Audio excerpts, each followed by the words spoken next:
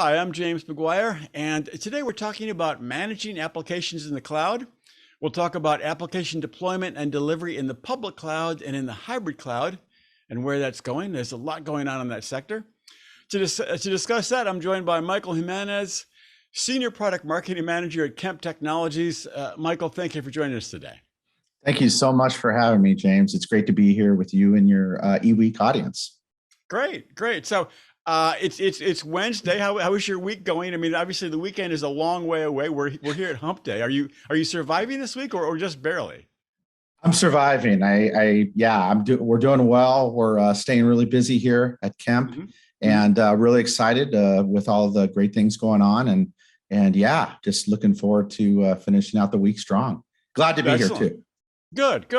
So I think it's really interesting the way cloud has changed the way we think about application deployment. I mean, there was a period, several years ago, many years ago, where we had these things called data centers, and we had applications deployed in our data centers. It was all very simple, one application, one server in the really old days.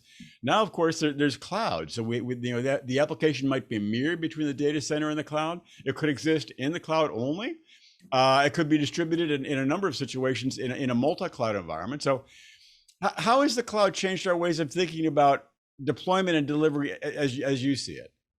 I remember those data center days, but it just seems like it seems like the data center or the days of the data center were just a blip on the radar, and it's happened so fast to your point. But really, honestly, if we look at cloud computing in its current state, all eyes are on the applications as you right. So what we're seeing is a lot of customers migrating their IT architectures and apps to the cloud, both public, private, and hybrid, as you mentioned before.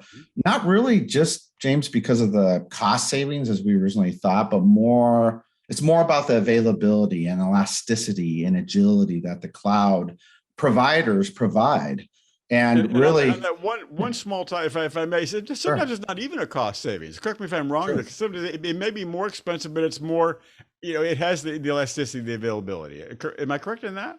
Yeah, absolutely. I mean, there's what we see is every customer or company similar, but there's uniqueness, right? So it may not be about cost. It may not be about that may not be as a critical factor, but we do know for a fact that the cloud in itself, it's a defined architecture, really designed to be the platform for applications to ride across it, optimizing the client user to server data application experience.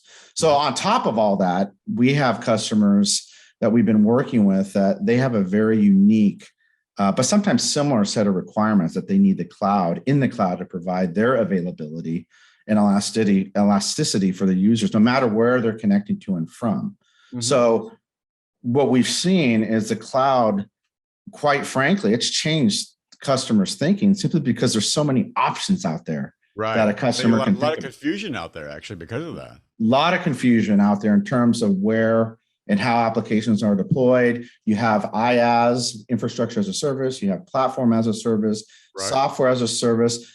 From a public cloud provider's perspective, then you have hybrid cloud models, and then you have private cloud models. And then, of course, on top of that, you have vendors that actually sell and offer their own hyper-converged cloud infrastructures as well, too.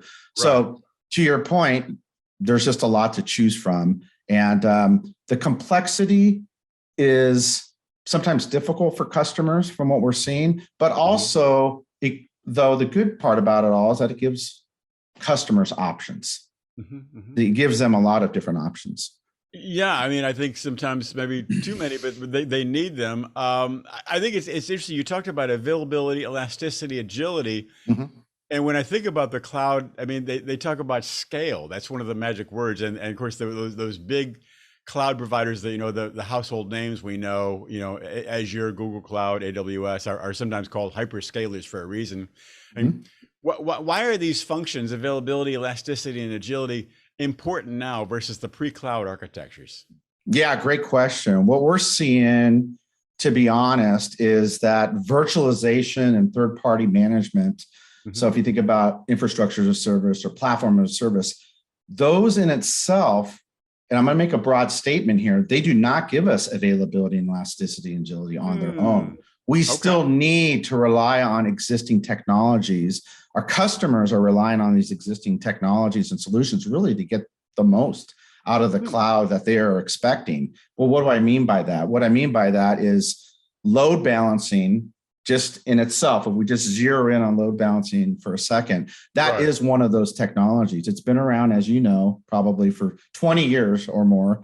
And it acts as an aggregator front for all of these applications and the servers that they need access to. So the role of the load balancer, explain if you will give that 15-second version. When we're doing load balancing, what are we balancing between what and what? Oh, great question. Yeah, the load balancer's role is to really take and distribute the traffic for these applications that run through it to some sort of a back-end server. That's really it at its highest level. Highest level. So I've got some sort of application that I'm connecting to. Maybe I work remotely, work from home, pandemic, and I need access to some sort of line of business application on my internal network. And the load balancer is going to play that front end ingress control plane to the network and to the application. Of course, with a set of rules, pre-authentication, SSL, all of those things that really help drive that conversation from an application perspective or end user to application to back-end server point of view. So the role of the application load balancer is to really give us availability by pulling all of the application servers and then really steering those connections based on algorithms and health checks for the users. That all happens behind the scenes. And that's the magic that the load balancer provide. So the load balancer, it provides things like site availability through global server load balancing. So when we talk about scale, high availability, that's really important. It gives us a form of dynamic DNS to enable things like automated disaster recovery, which we can talk about a lot more, and then site distribution models. So this is really the way I think of it as a proxy function, to answer your question earlier, which enables the cloud agility piece. Since applications in the cloud, they can be moved, they can be added, they can be deleted quickly and easily just through the announcement of the application via the load balancer itself. So the applications can be built, then turned on or off in the matter of seconds when this load balancer, which you're quickly seeing, it has a privileged position in the network. It's in place managing the applications to these back-end functions, these services, these databases, these applications, all of these different things on the customer's network. You know, there's this, I sometimes hear it said that the idea of application mobility, moving applications around in the cloud environment, is actually kind of a myth. If application is in one place, it's basically going to stay there. Would we agree or disagree with that idea? That's a good question. I really think that when customers are designing these networks that are in the cloud native, they're going to really need to think through those types of decisions in terms of where are my users connecting, right? So is it a B2B application or B2C, I should say, application?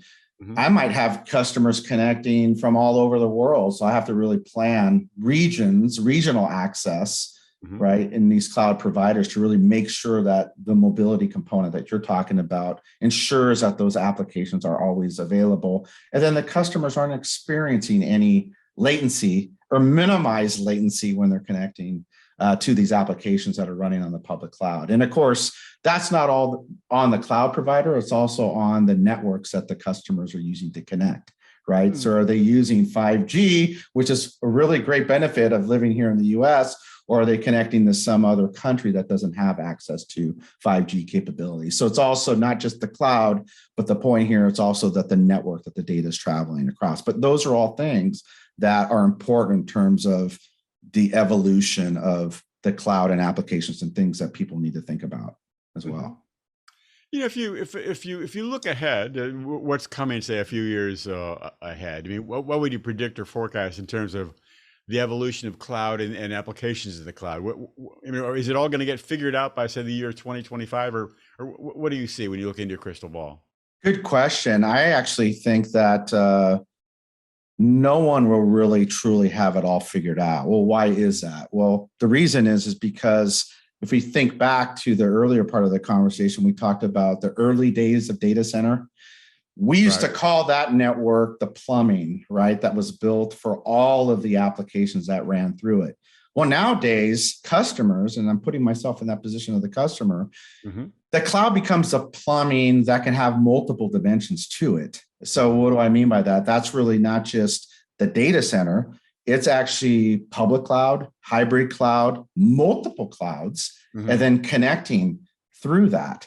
So it makes really the answer to that question a lot more complex. And I also think, just quite honestly, that cloud technology, we've seen it's evolved so quickly that more companies, they've moved to some sort of cloud-based architecture so that they really can develop, deploy, and maintain their applications as quickly as possible. They've had to catch up, right? So the companies that are on the forefront are deploying quickly. The other companies are really trying to get ahead of that, get up to speed, accelerating their digital transformation efforts, and really also hardware procurement and installation in the cloud. It's different in a cloud project lifecycle than it was in the pre-cloud world.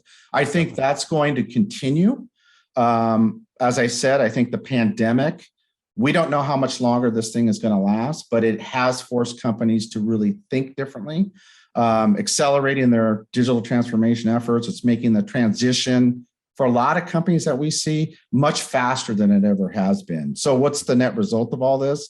It's really the customer has the ability to really gain the full potential of these other technologies that support these applications, like load balancing, to create really what I believe is a dynamic and flexible application ecosystem that they want. So I think future thinking here, I think they're going to need to, companies are doing this already, but they're going to continue to really need to think differently about the types of apps that they build or migrate to the cloud.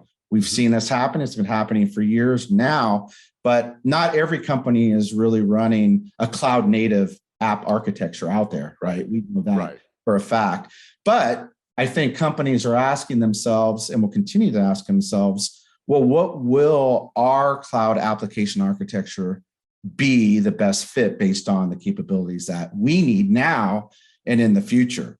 Meaning, will it be cloud native, meaning loosely coupled microservices?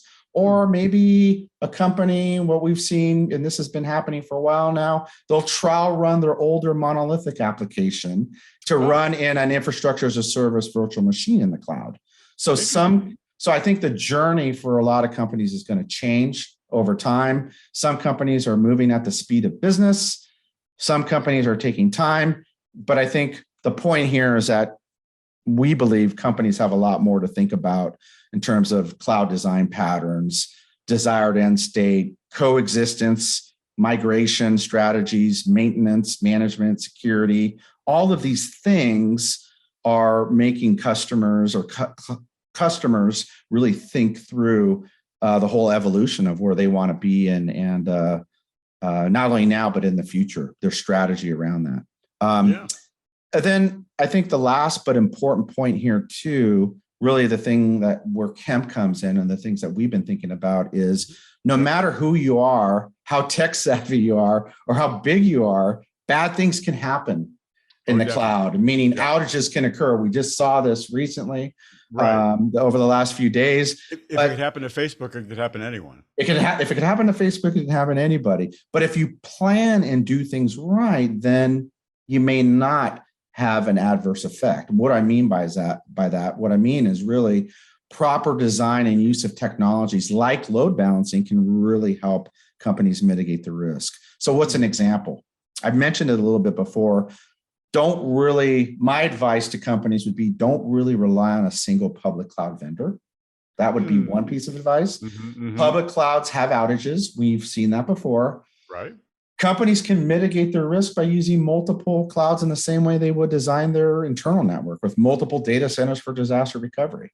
That's an older methodology or really DR strategy that, of course, we see companies bringing into cloud consumption models or cloud design models. Mm-hmm. So I think that the future is just more expertise in these areas, and then companies really getting out in front and thinking about load balancing, thinking about high availability, thinking about security first and foremost as they design their applications rather than at the end. I think that's really the evolution is what we're seeing there. The pre-design that can make all the difference.